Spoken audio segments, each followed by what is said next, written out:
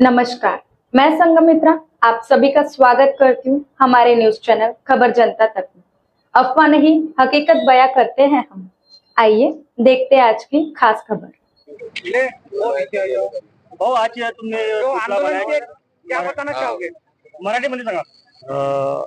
सर्वप्रथम बहुजन समाज पार्टीचे आदर्श महापुरुष आणि राष्ट्रीय अध्यक्ष बहनकुमारी मायावती जी इनके पदचिन्हों पे चलते हुए बहुजन समाज पार्टी में मैंने 35 साल काम किया। मैं विविध सचिव पद पर नागपुर महानगर पालिका जिला अध्यक्ष प्रदेश महासचिव ऐसे उतना ही नहीं तो 2017 के सार्वत्रिक चुनाव में हम महानगर पालिका में 10 की संख्या में चुन कर आए। उस पार्टी का मैं गठनेता के रूप में था। पिछले 2 वर्ष से महाराष्ट्र के अंदर में जिला परिषदों या कॉर्पोरेशन के कहीं पे भी चुनाव नहीं हुए।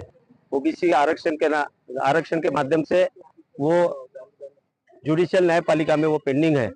और उसके बाद में महाराष्ट्र में सार्वत्रिक 2024 के चुनाव, लोकसभा के चुनाव हुए लगे। इस बीच में 14 दिसंबर को हम बहन जी के पास में गए थे और बहन जी ने नई कार्यकारिणी महाराष्ट्र के अंदर में बनाई। मगर जो विदर्भ के जो 3 पदाधिकारी बनाए गए उसमें एक सुनील डोंगरे ये इंचार्ज है, पृथ्वी शेंडे ये भी इंचार्ज है, सह इंचार्ज है, और साथ में इनका जो सर पे लेके घूम रहे थे 2 महीने से 3 महीने से ये मंगेश ठाकरे, ये दलाल बीजेपी का दलाल है।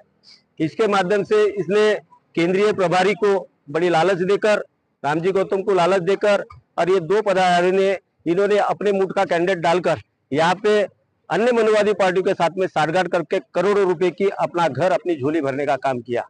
और इन्होंने ग्रास रूट के ऊपर कार्यकर्ताओं को परेशान किया, किसी भी तरीके का नियोजन नहीं किया, ना आजी माजी पदाधिकारी को बुलाया, ना किसी नगर सेवक को बुलाया, ना किसी पद्धति का नियोजन न करते हुए इन्होंने पार्टी को बेचने का काम किया। और आज वस्तुस्थिति ऐसी है कि बहुजन समाज पार्टी का ग्राफ कभी जितेंद्र घोड़ेसवार इस नागपुर में जिला अध्यक्ष या जिला प्रभारी या प्रदेश महासचिव था, तब ये पार्टी का ग्राफ 1 लाख सवा लाख रुपए वोटों का था। मैं 2004 में इस पार्टी में जिला अध्यक्ष था। बहनकुमारी मायावती ने मुझे नागपुर का जिला अध्यक्ष बनाया। तब नया इलेक्शन था 2004 में 15% वोट इस नागपुर जिले के अंदर में मिले, विदर्भ के अंदर में 15% वोट मिले, और पूरे महाराष्ट्र के अंदर में 4% वोट बहुजन समाज पार्टी को मिले थे। आज 1% भी वोट ये लोग नहीं ले पाए। इसके पीछे का इनका नियोजन, क्योंकि ये दलाल लोग जो है, ये दलाल लोग बहन जी को और पार्टी को बेच खाने का काम कर रहे हैं। इसलिए महाराष्ट्र के अंदर में और नागपुर के अंदर में ये रिजल्ट आप लोगों को दिखाई दे रहा है। इसलिए इसका निषेध और ऐसे दलाल भड़े हुए लोगों का निषेध करने के लिए आज नारी कार्यालय के सामने हम इकट्ठा हुए हैं।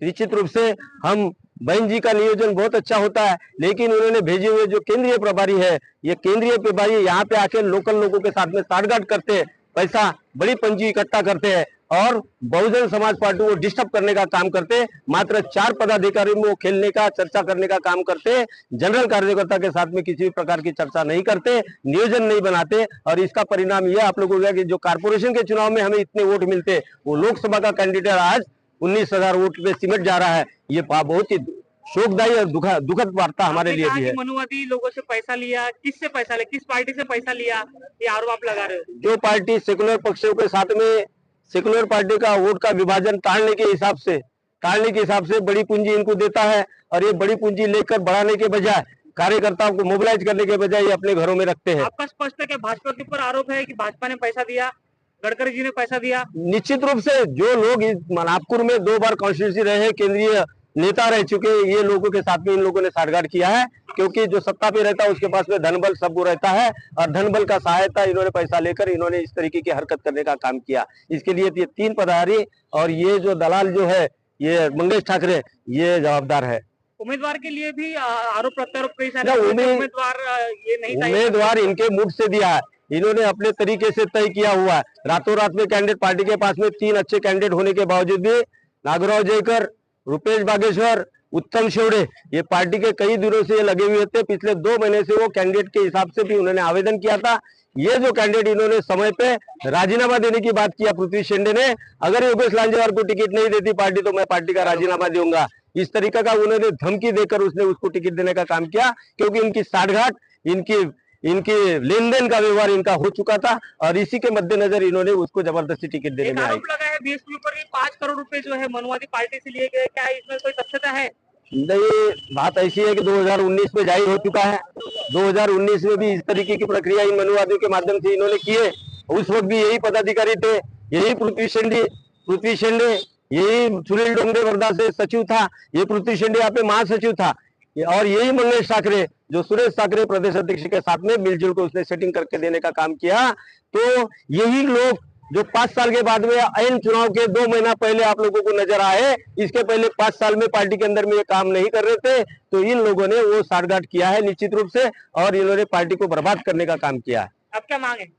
अभी ये जो बात है महाराष्ट्र की, पूरे महाराष्ट्र में आंदोलन हो रहा है, और ये आंदोलन भाई जी के पास में जाकर ऐसे जो गद्दार और दलाल जो प्रभारी से लेके जो विदर्भ जोन के इंचार्ज बने हो, इनको पार्टी से बेदखल करना, इनको पार्टी से निष्कासित करना, यही हमारी मांग है।